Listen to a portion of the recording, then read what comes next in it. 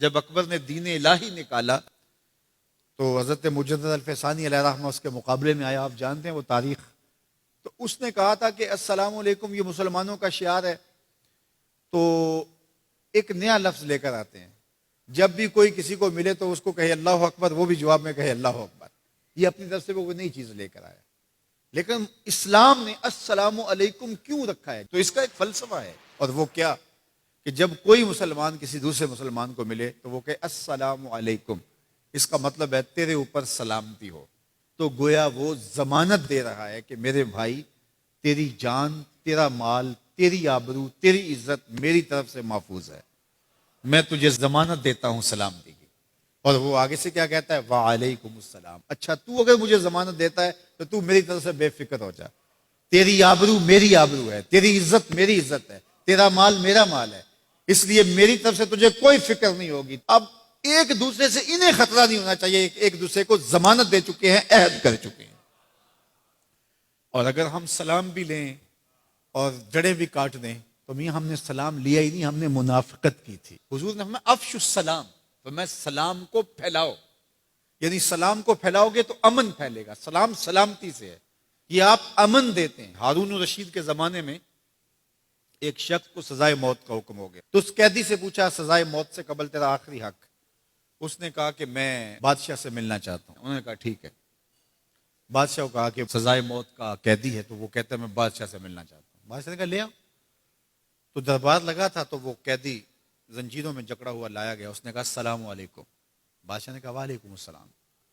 آخری خواہش پوری ہو گئی. جلاد لے جانے لگے, قتل کرنے لگے. کہا تو مجھے قتل نہیں کر سکتے. کہا کیوں؟ کہا بادشاہ نے میری ضمانت دے دی ہے, مجھے آزاد کر دیا. بادشاہ نے کہا میں کب کیا؟ کہا تم نے کہا نہیں وعلیکم السلام, تمہیں سلامتی ہو. تو جس کو تم سلامتی کہہ چکے ہو تو کیا اس کے اوپر سزا ہو سکتی ہے؟ تو بادشاہ مسکرانے لگا, کہا جاؤ میں نے اس کو آزاد کیا. وعلیکم السلام کہہ دیا تو پھر سلامتی ہوگی نا. اسی لیے ہم کہتے ہیں حضور پہ سلام پڑھا کرو. حضور پر جب سلام پڑھو گے تو حضور بھی سلام کا جواب دیں گے. وہ کسی شاعر نے کہا تھا, وہ شعر پتہ نہیں وزن میں ہے کہ نہیں, لیکن شعر مجھے بڑا اچھا لگتا ہے کہ درود پڑھنے سے ثواب ملتا ہے, سلام پڑھنے سے جواب ملتا ہے. درود پڑھنے سے ثواب ملتا ہے, سلام پڑھنے سے جواب ملتا ہے. تو ہمارے جو لفظ ہیں ان لفظوں کے پیچھے ایک فلسفہ ہوتا ہے.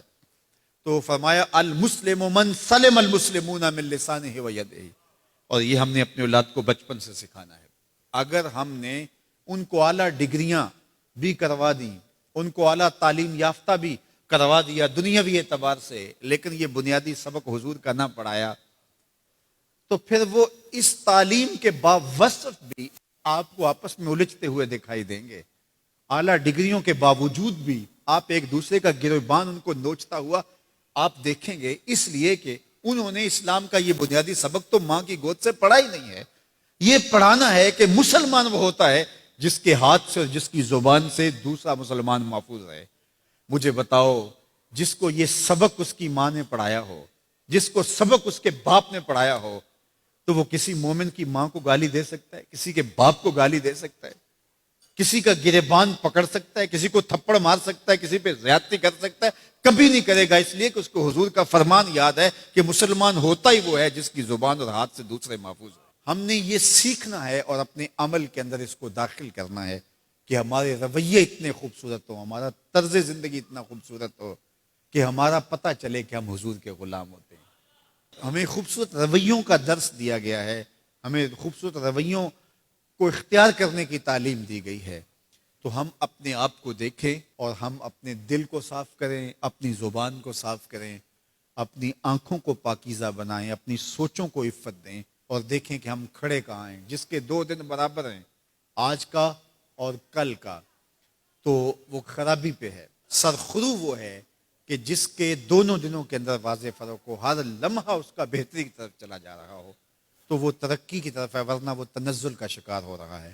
تو ہمیں یہ سبق دیا گیا کہ قد افلح من تزکا, کامیاب وہی ہوا جس نے اپنے من کو ستھرا کیا, اپنے باطن کی صفائی کی, اپنے اندر کو پاک کر